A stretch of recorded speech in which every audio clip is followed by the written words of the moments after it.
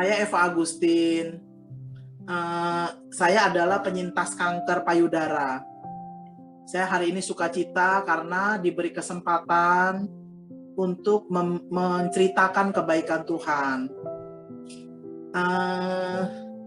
Selama saya sakit kurang lebih sampai sekarang kan 3 tahun lebih, kurang lebih 3 tahun lebih, banyak hal yang saya dapat. Saya lebih banyak bersyukur. Udah gitu saya bisa berbagi berkat kepada sesama teman penderita. Udah gitu Tuhan banyak merubah karakter saya. Karakter saya banyak berubah.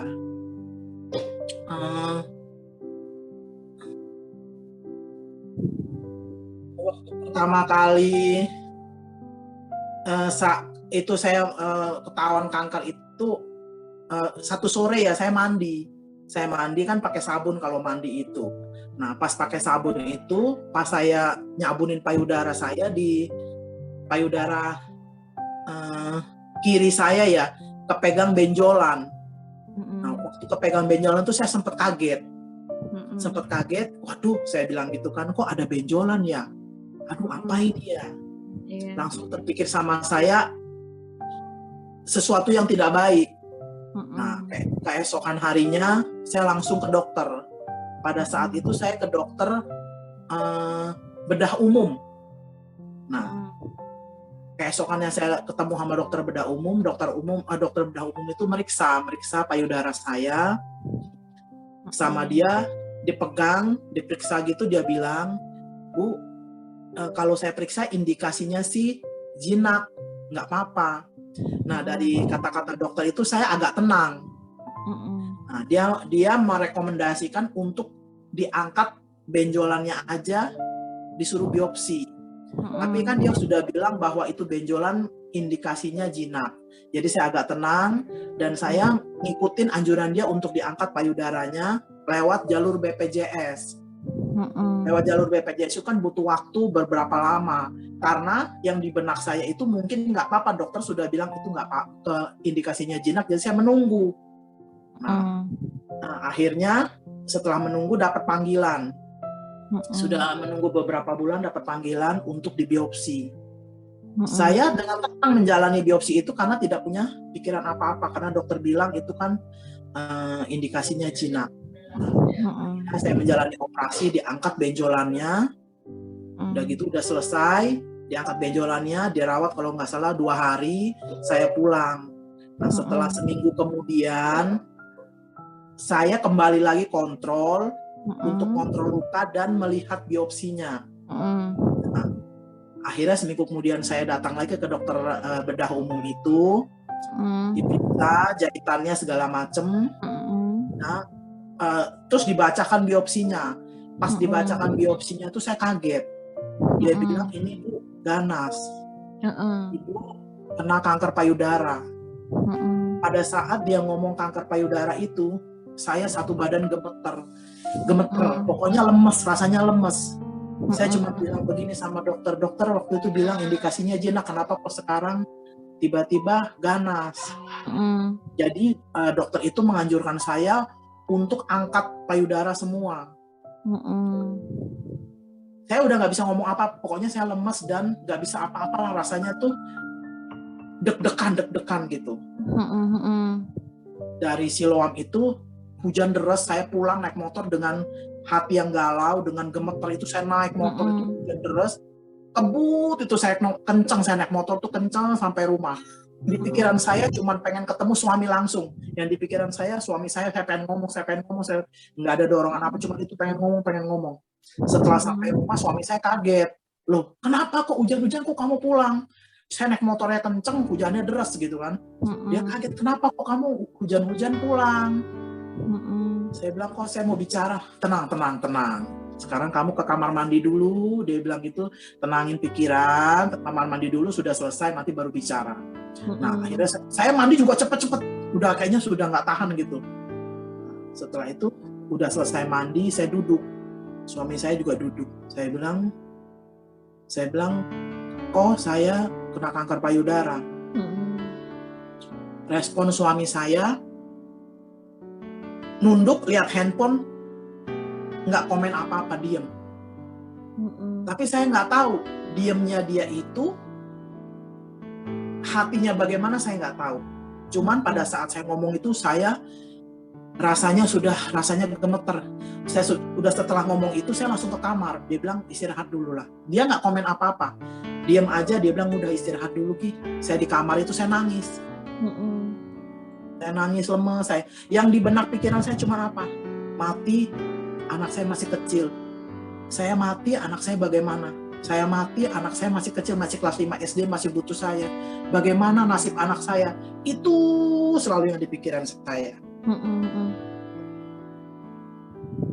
Itu saya ada bicara ke satu teman, ngomong ke dia, bagaimana? Saya bilang gitu. Pada saat itu pikiran saya sudah nggak tahu harus bagaimana, pokoknya karuan lah pikirannya. Yang di pikiran saya cuma mati, itu aja. Singkat cerita, saudara semua menganjurkan saya untuk berobat ke Malaysia. Tapi pada saat itu saya belum respon apa-apa, pikiran saya lagi kalut gitu. Teman seiman dari gereja semua datang mendoakan, teman seiman, teman-teman kita yang sering ngobrol hari itu semua datang jenguk saya, mendoakan saya. Semua silih berganti mendoakan saya. Orang tua saya, saudara saya, semua. Kayaknya mereka support saya gitu. Di saat saya depresi, maksudnya cuman duduk diem aja, setiap hari saya duduk diem aja gitu. Teman-teman dari gereja silih berganti mendoakan saya. Teman dari yang bukan seiman, mereka datang juga mensupport saya. Mereka menghibur saya, memberi saya masukan, menasehati saya gitu kan. Di saat teman-teman seiman yang dari gereja mendoakan saya, di situ timbul rasa berharga. Hati saya mengatakan, Tuhan, saya berharga di matamu. Kenapa saya sakit seperti ini? Teman semua peduli sama saya.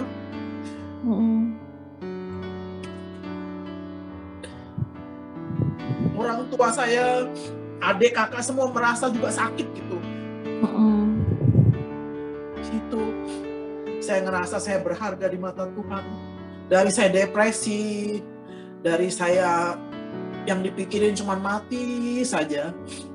Akhirnya sering didoakan sama teman seiman, didoakan, merasa berharga. Akhirnya saya berdoa sama Tuhan, Tuhan, saya berharga di matamu. Tuhan, saya sangat berharga di matamu. Saya harus bangkit. Saya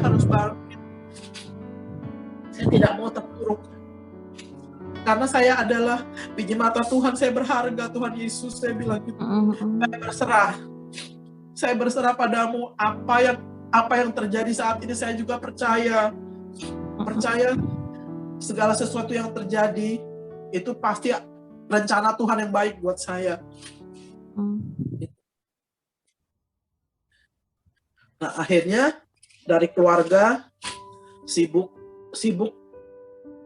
banyak teman dan dari mama, dari keluarga saya, dari saudara itu menganjurkan saya untuk berobat ke Malaysia. Saya nggak komen. Ko Herman juga udah telepon sana sini.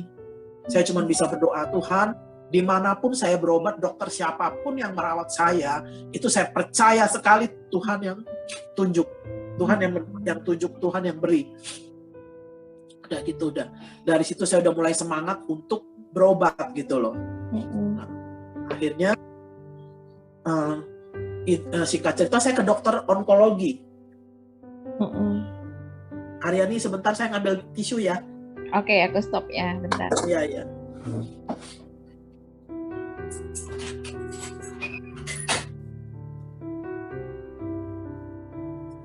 Akhirnya dari saya berdoa, saudara mutusin untuk berobat ke Malaysia, teman banyak yang rekomend untuk berobat ke Malaysia, saya berdoa, sepertinya Tuhan tunjuk saya, suruh saya ke Siloam. Akhirnya saya ke Siloam, saya cari onkologi.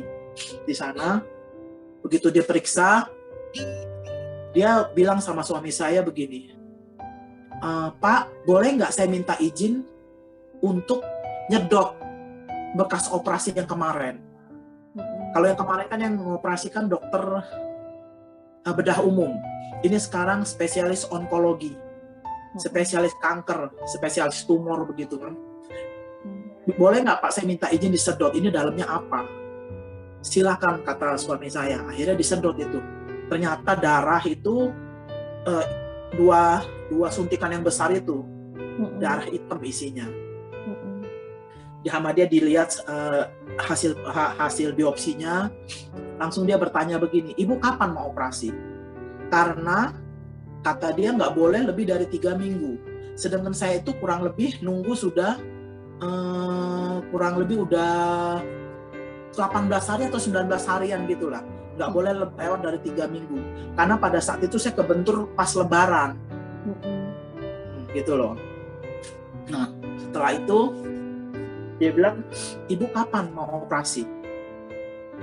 Menurut dokter, besok harus operasi katanya gitu. Akhirnya saya ngikutin jadwal dokter itu, saya operasi untuk mastektomi, untuk angkat payudara. Nah, untuk angkat payudara itu kan butuh biaya. Butuh dana mungkin yang besar, bukan sedikit gitu kan. Saya tanya dokter, Dok, biayanya kurang lebih berapa? 40 atau 50 juta. Saya bilang, Tuhan, saya bilang biayanya mahal. Tapi saat itu suami bilang jalanin aja. Percaya, pasti Tuhan sediakan. Segala sesuatu kan Tuhan yang izinkan terjadi, pasti Tuhan udah siapkan segala sesuatunya. Akhirnya singkat cerita saya operasi untuk angkat payudara. Setelah operasi, setelah saya sadar gitu kan, dirawat kurang lebih 4 hari atau 5 hari, saya lupa ya. Pas saya udah mikir ini, aduh, duit dari mana ya mau bayar, lumayan mahal, gitu kan. Tapi pas saya check out, saya mau bayar itu, kok Herman kok senyum-senyum, kok nggak ada beban gitu loh. Saya cuma nanya, kok habis berapa? 10 juta. Loh, kok 10 juta murah amat?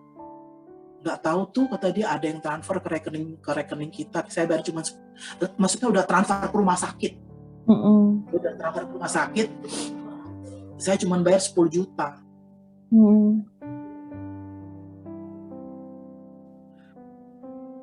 Di situ saya merasakan segala sesuatu, apa yang terjadi buat saya, itu Tuhan sudah rencanakan yang terbaik buat saya. Setelah operasi, itu kan harus kemo, harus kemoterapi. Waktu kemoterapi itu yang waktu saya kemoterapi dijadwalin dokter itu 12 kali kemo, 12 kali kemoterapi. Kemo pertama saya urus pakai BPJS, kemo pertama, kedua, dan ketiga itu pakai BPJS. Nah, setelah mau kemo keempat, itu saya waktu kontrol kan mau kemo keempat itu kan sebelum kemo saya kontrol untuk cek segalanya, cek lab apa segala macam. Dokter bilang, Bu, untuk kemo ini sampai akhir Ibu sudah tidak tercover. Obat Ibu tidak di cover BPJS lagi. Saya diam. Saya terdiam. Saya nanya, Dok, kalau itu saya bayar, kemo itu berapa ya, Dok? 1 kali kemonya. Dokter bilang 17-20 juta. Saya kaget. Saya pikir 17-20 juta itu sampai selesai. Dokternya ketawa. Dia bilang nggak ada, Bu, kemonya satu siklus itu 17-20 juta. Udah, Dok. Tanpa nanya, tanpa apa, saya pulang sama suami saya, sama Ko Herman tuh pulang. Tapi di pikiran saya, dokter ini salah. Masa sih kemo mahal begitu, saya nggak percaya. Akhirnya saya telepon ke farmasi. Waktu itu yang ngangkat kalau nggak salah namanya Mbak Siti ya. Saya cuma nanya gini, Mbak Siti, saya bilang saya mau tanya, obat kemo itu berapa sih? Saya bilang gitu. Saya kemo pakai Navolbin, saya bilang gitu.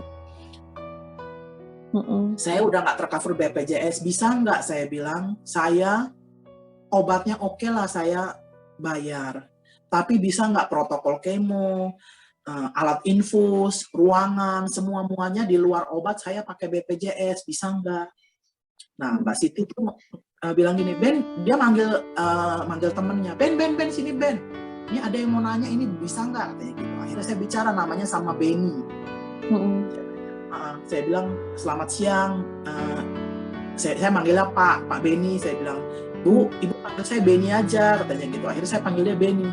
Ben, saya mau tanya nih, saya bilang, kalau saya mau kemo, kan saya kemo pakai Navolbin. Bisa nggak saya bayar obatnya aja, yang lainnya saya pakai BPJS gitu loh. Ben, saya mau nanya berapa sih harga obatnya? Pikiran saya tuh nggak mahal gitu loh. Saya kan nggak tahu gitu obat kemo tuh mahal. Terus Benny bilang, Ibu pakainya berapa mil? Saya bilang pakainya 50 mil kalau nggak salah saya. Kata dia gini, Bu, obatnya aja itu per 10 mil itu 3,1 juta. 3,1, jadi kalau Ibu pakai 50 mil kurang lebih obatnya aja 15,5 juta. Saya kaget gitu loh. Ben, saya bilang kok mahal sekali ya Ben? Iya Bu, memang obat kemo segitu. Ya kurang lebih 17 jutaan lah Bu, gitu dia ngomong, 17 jutaan lah. Waduh, saya bilang, saya masih 9 kali kemo.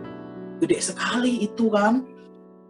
Saya bilang, Ben, saya minta tolong bisa nggak Ben? Saya kan masih mau tetap kemo pakai Navolbin. Masa saya mau diulang lagi? Saya bilang gitu. Bisa nggak Ben? Saya bilang, saya mau ngomong ke dia, maksudnya yang lain. Oke lah, saya masih oke. Sampai saya ngomong oke lah. 15,5 juta. Waktu saya ke dokter kan dokter ngomong obat kemo 15,5 juta. Saya belum telepon ke farmasi, saya pulang ke rumah tuh saya rembukan sama keluarga. Rembukan sama keluarga. Dokter bilang, Ibu kalau mau ngulang lagi dari pertama kemo, di tercover BPJS tapi obatnya berbeda. Nanti Ibu bisa rambutnya rontok, HB-nya kurang, leukositnya kurang gitu kan, bisa transfusi darah, bisa sariawan apa segala macam. Nah, dari dokter itu aku pulang rembukan sama saudara. Saya bilang bagaimana? Saya bilang saya nggak punya dana untuk kemo segitu besarnya. Singkat cerita, respon dari saudara cuma bilang begini, sudah, kamu lanjutkan kemo kamu dengan obat yang pertama. Dia bilang nanti ada aja pasti, nggak usah dipikirin. Jadi saya punya kepercayaan diri. Nah, akhirnya saya telepon ke Siloam itu, ke farmasi, saya nanya harganya berapa. Akhirnya saya ngomong gini, Ben, saya bisa nggak pakai obatnya? Oke, obatnya saya bayar, tapi yang lain saya minta pakai BPJS. Kan? Terus Benny itu jawab, Bu, nanti saya bicarakan dengan atasan saya, 2 hari saya kasih kabar. Setelah 2 hari dia kasih kabar. Bu, atasan bilang, oke, itu namanya Ibu pakai BPJS top up. Coba Ibu urus pakai BPJS top up. Atasan saya bilang obatnya bisa 12 juta. Jadi dari 15,5 bisa 12 juta. Saya bersyukur, Tuhan terima kasih 12 juta. Akhirnya saya ngurus tuh pakai BPJS top up namanya. Saya tahunya tuh obatnya 12 juta aja. Protokol kemonya semua pakai BPJS. Jadi saya pikir saya bayar cuma 12 juta. Nah, singkat cerita udah diurus begitu, saya keesokan harinya, itu nggak lama dari saya telepon ke farmasi, kira-kira beberapa hari saya udah harus kemo. Kemonya kemo keempat. Udah, kemonya kalau nggak salah itu malam, saya harus nginep. Jadi saya deposit 12 juta uangnya. Deposit 12 juta, akhirnya saya kemo. Nah, keesokan harinya tuh subuh-subuh jam 5 saya udah harus pulang karena saya mau ngurusin anak sekolah, anak saya masih kecil. Yang besar tuh kalau nggak salah kelas 6, yang kecil tuh kelas 5 SD. saya pas mau pulang itu ketemu sama yang bagian untuk ngurusin administrasi rawat inap keluarnya gitu kan. Saya ketemu dia, saya ngomong, Mbak, saya udah mau pulang. Terus dia jawab gini, Bu, ini yang bagian registrasi kan belum datang, masih pagi. Kalau enggak, Ibu ninggalin nomor handphone aja.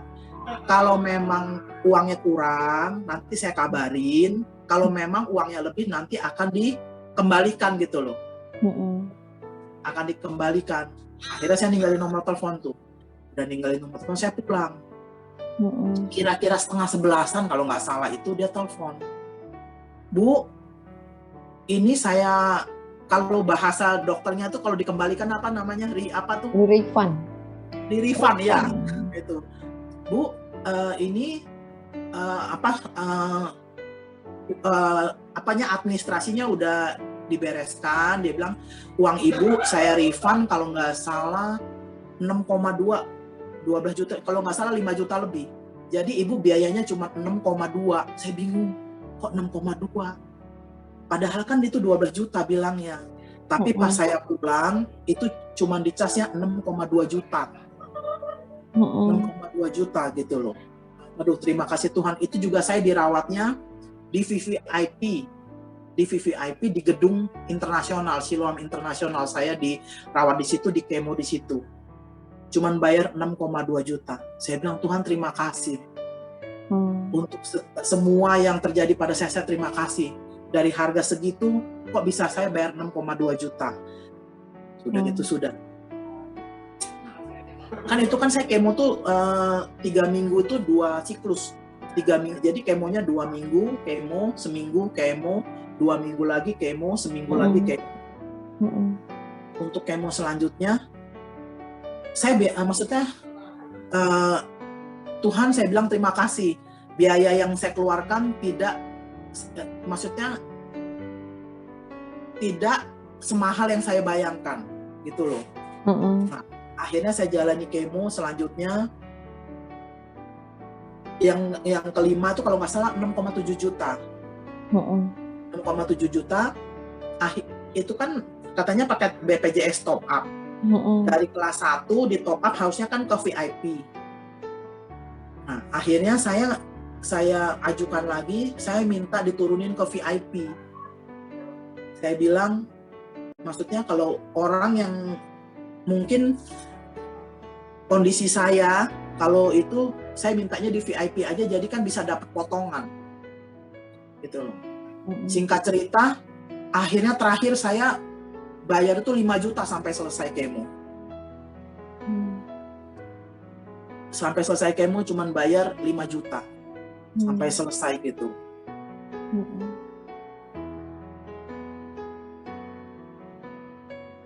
Terus? Udah gitu Selesai kemo? Udah selesai kemo. Radioterapi? Enggak, radioterapi saya enggak radioterapi. Saya operasi ada beberapa kali operasi. Pertama mastektomi. Nah, akhirnya kira-kira berapa lama kemudian gitu ya, kurang lebih setahun kemudian setelah mastektomi ada benjolan di puting. Akhirnya saya puting sebelah kanan. Akhirnya saya operasi lagi, biopsi lagi, ternyata hasilnya nggak apa-apa. Baik. Nah, akhirnya setelah evaluasi kembali hasil dari mamo, setelah setahun kemudian ada benjolan di ketiak. Akhirnya saya dibiopsi, dioperasi lagi, hasilnya itu TB kelenjar getah bening. Saya harus konsumsi obat kurang lebih selama setahun lah kurang lebih. Udah gitu sambil angkat rahim. Setelah operasi itu akhirnya terakhir itu operasi angkat rahim. Kenapa harus rahimnya diangkat?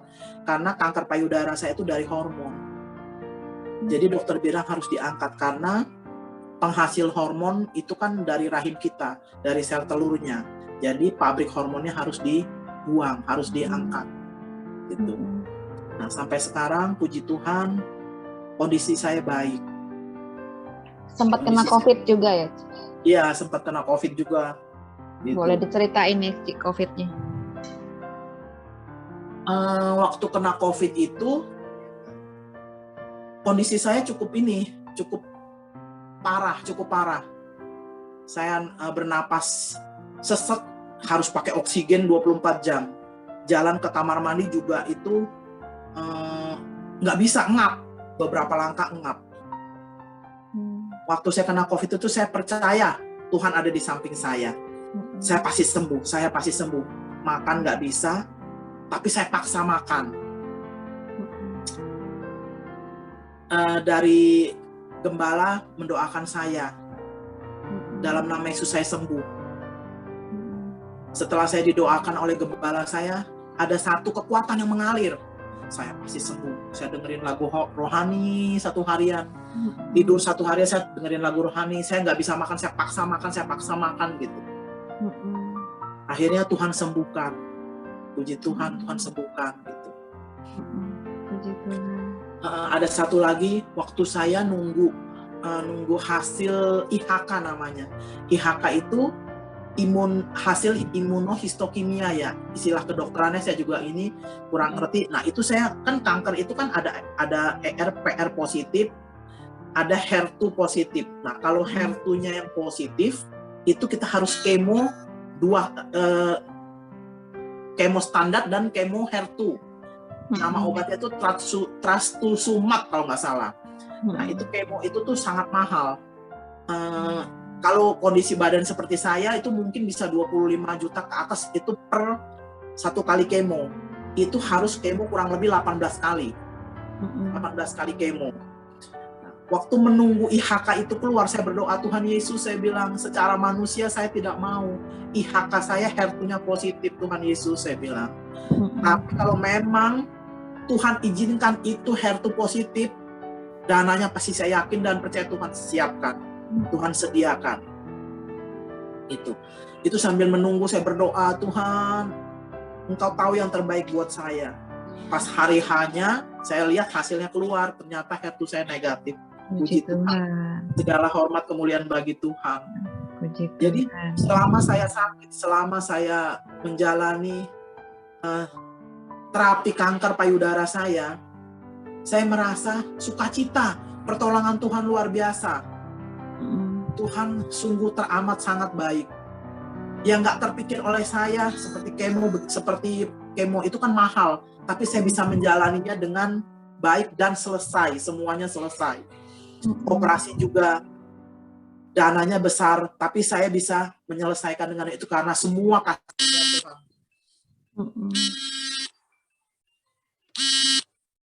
Semua karena kebaikan Tuhan. Rencana Tuhan indah bagi saya. Kalau pada saat saya stres, pada saat saya mikirin penyakit saya, yang dipikirin cuma mati, anak saya masih kecil. Itu sangat menderita. Ketika kita fokus sama Tuhan, kita berharap penuh sama Tuhan, mujizat Tuhan nyata. Kita merasakan mujizat Tuhan yang luar biasa. Itu yang saya rasakan. Jadi bagi teman-teman yang menderita kanker payudara seperti saya, jangan putus harapan. Masih ada Tuhan. Tuhan akan menolong kita. Tuhan sungguh teramat sangat baik. Yang tidak terpikir oleh kita, saya duit dari mana? Biayanya besar, tapi semuanya bisa diselesaikan. Kemoterapi saya selesai, operasi semua selesai, tidak terbeban sama sekali. Tuhan sediakan semua, biayanya Tuhan sediakan semua. Yang penting kita fokus sama Tuhan, kita berharap sama Tuhan, kita minta bantuan sama Tuhan, kita menjerit sama Tuhan, pasti ada jawaban, pasti dikasih jalan keluar sama Tuhan. Tuhan bantu, Tuhan sediakan yang kita butuhkan, Tuhan sediakan yang kita perlukan. Jangan pernah khawatir, yang penting kita semangat, kita berharap sama Tuhan.